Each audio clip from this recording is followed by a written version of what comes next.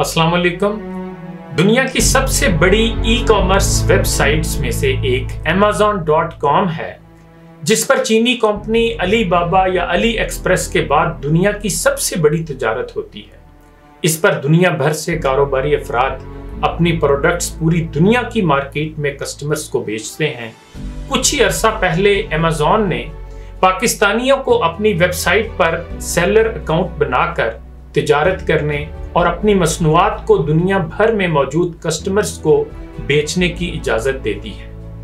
पाकिस्तान में लोग इस पर खुशियां मना रहे हैं, जो कि बनती भी हैं, मगर अक्सर लोगों को ये इल्म नहीं कि 8-10 साल पहले यानी 2011-12 तक Amazon पर पाकिस्तानी नेशनल्स को सेलर अकाउंट बनाकर कारोबार करने की इजाजत थी, लेकिन Amazon ने अपने कस्टमर्स की हजारों लाखों शिकायत के बाद पाकिस्तानियों को अपने प्लेटफॉर्म से बैन कर दिया था कि वो वहां अकाउंट नहीं बना सकते और तिजारत नहीं कर सकते। इस मामले पर रोशनी डालते हुए आसिम रहमान साहब ने Amazon के इस फैसले की चंद एक वजूहात और बुनियादी शिकायत तहरीर की।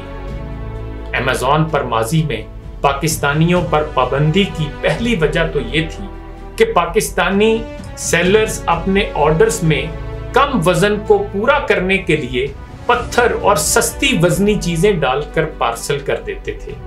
दूसरी वजह यह थी कि Amazon की एक रिटर्न पॉलिसी है कि कोई भी चीज अगर कस्टमर को पसंद ना आए तो खरीदारी के बाद वो चीज वो बगैर किसी वजह बताए दिए गए वक्त और मुद्दत तक वापस करके अपनी पूरी रकम वापस ले सकता है।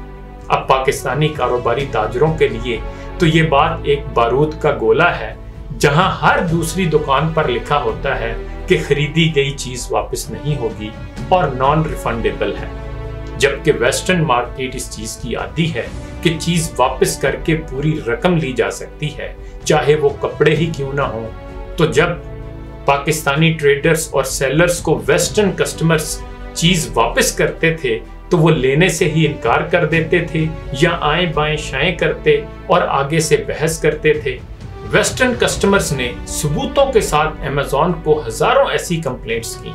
तीसरी बात ये थी कि पाकिस्तानी प्रोडक्ट्स के पार्सल्स जो रिटर्न होते थे वो गायब होकर ओपन मार्केट में Amazon के लेबल्स के साथ ब्लैक में नीलाम होने शुरू हो गए थे। इकबाल याद आ गए, वज़ा में तुम हो निसारा तो तमद्दुन में हनूद, ये मुसलमान हैं जिन्हें देख के शर्माए यहूद। चौथी बात ये थी कि पाकिस्तानी बिजनेसमैन, ट्रेडर्स और शॉपकीपर्स अक्सर अच्छी और टाइमली कम्युनिकेशन से नाबलद होते हैं, तो ये कस्टमर्स की ईमेल्स, इंक्वायरी और कंप्लेंट्स का हफ्तों महीनों जवाब ही नहीं देते थे, और जब जवाब देते थे तो बदइखलाकी से जवाब देते थे, बगैर कर्टसी के या बहस बराए बहस करते थे। इस तरह कस्टमर्स से रिलेशनशिप खराब कर बैठते थे।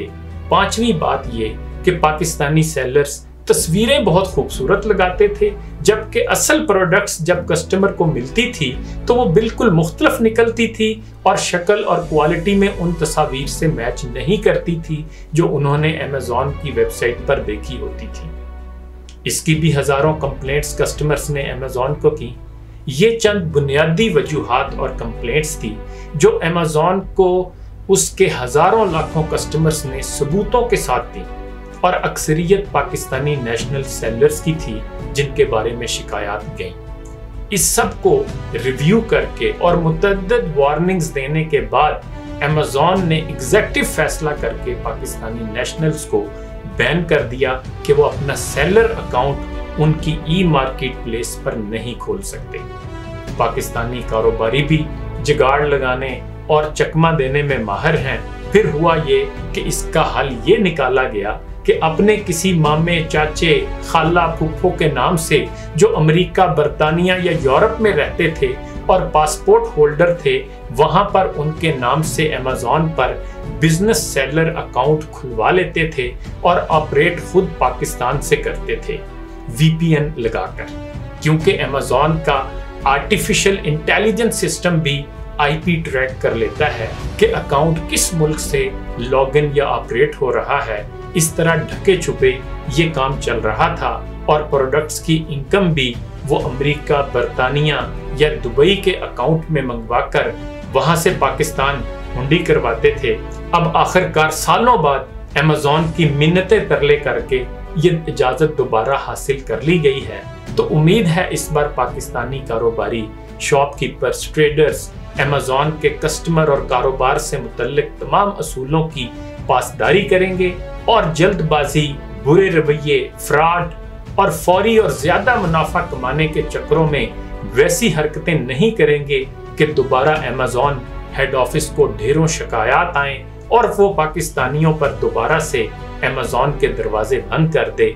याद रखिए, अमेज़न का पाकिस्तान में आना इतना बड़ा कारनामा नहीं है, बल्कि इसे सही कारोबारी और कस्टमर असूलों के मुताबिक चलाना और आगे बढ़ाना ज्यादा बड़ा चैलेंज है, जो पाकिस्तान में कारोबारी हजरात, शॉपकीपर्स और ट्रेडर्स के बेहतर किरदार और कारोबारी रवैयों और अच्छी कस्टमर सर्विस से मशरूत है।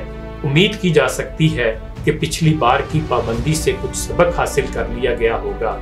इकबाल के इस शेर के साथ इजाजत देता हूँ कि तेरे सोफे हैं अफरंगी, तेरे कालीन ईरानी, लहू मुझको रुलाती है जवानों की तानाशानी। इजाजत दीजिए, अपना ख्याल रखिएगा। अल्लाह हाफिज।